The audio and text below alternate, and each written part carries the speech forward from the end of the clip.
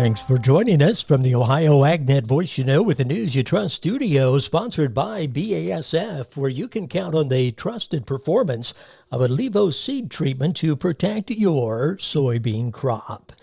Well, Dusty checks in with an update from Syngenta. Dusty.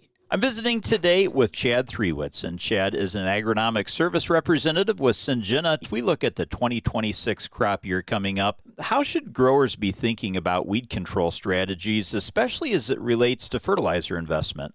Input costs are up in many areas, especially fertilizer. And I think sometimes there's a tendency because of that growers may try to cut costs in other places, especially maybe in that crop protection expense and specifically herbicides. However, we've seen that, really those prerequisites for maximizing yield start with that good base fertility and then the clean weed-free fields before we can really start pushing that envelope in other areas. Why fertilizer prices may be down from a couple years ago at the peak, they're still relatively high compared to crop prices. So it's a strong investment that we've got to make in the crop really before we get started. And by eliminating those early season weed competition, we can help growers protect their fertilizer investment because, weeds do rob nutrients along with competing with our corn crop. Some research has been done that even 2 to 4 inch weeds, based on today's prices, there's up to a $20 an acre loss for growers when it comes to what those take up as far as nutrients. As far as recommendations go, what products would you say would be good to manage some of those fertilizer robbing weeds? One of the ones that we recommend is Acuron herbicide. Some of those benefits that we get with that product, we think about just starting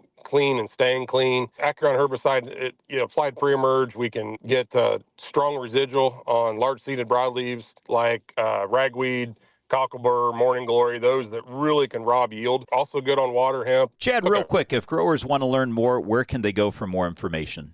Growers can talk to their local Syngenta retailer or visit acuron-herbicide.com. Thanks, Dusty. Well, let's keep it in-house.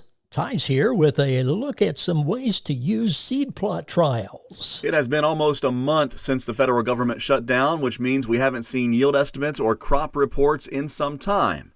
Kevin McNew is with Quantum Hedging. He and his team have a unique way to look at yield data and give some estimates to farmers across the Corn Belt. What it really is, Ty, is looking at commercial seed plot data. This is from the major seed brands. They all do their yield plots and they publicize them. And so we've been collecting that data for now 6-7 years. The way we use it is to really look at how yields from seed plots have changed from one year to the next. And then we look at those changes and say, do those match what USDA says is going to be the yield change? We feel pretty confident that it shows when we see really problem areas or really good areas around the country, it helps us find those. As for what he's seeing for the Buckeye State? For Ohio, it's a good year. Is it a great year? Is it a record year? Probably not. 23 was a record year for Ohio farmers. We're going to fall a little bit short of those numbers on both corn and beans. We think Ohio yields will probably be 190 for corn, which is off from the 194 estimate from USDA. And for beans, we think beans will be about 55, just a slight lower number than 56 from USDA. So not record yields for Ohio farmers, but good solid yields, I think, is what we're going to see as we wrap up this harvest season. You can see our full conversation online now at ohioagnet.com and on our YouTube channel. I'm Ty Higgins reporting. Well, as farmers continue navigating a period of tight margins in volatile markets, the Fertilizer Institute is urging policymakers to focus on practical solutions. TFI President and CEO Corey Rosenbusch said the solutions need to strengthen U.S. agriculture, expand markets for producers, and ensure farmers have access to fertilizer exactly when and where it's needed. The markets, they're next. Joey from Vermont, a farmer trying to get through the winter. Adriana from South Carolina, a single mother living paycheck to paycheck. Liam from Ohio, an injured father struggling to provide for his family.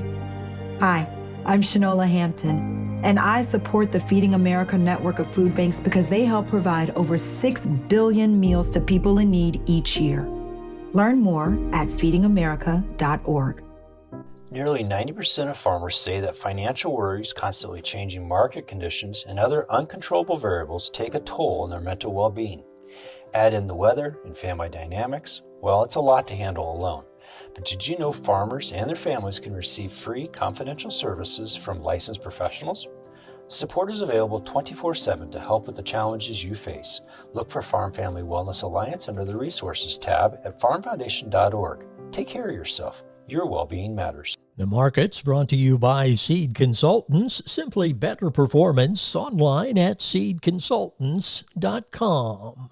At the Board of Trade, December corn, $4.34 up 2. March corn, $4.46 3/4 up 3/4 cent. November soybeans, $10.80 1/4 up 2. January beans, $10.94 1/2 down 3/4 cent. December wheat, $5.32 1/4 up 3 1/4. At the Mercantile Exchange, October cattle, $231.40, up $3.90. December hogs, $80.77, down a nickel. November feeder cattle, $342.07, up $8.67. This is the Ohio AgNet.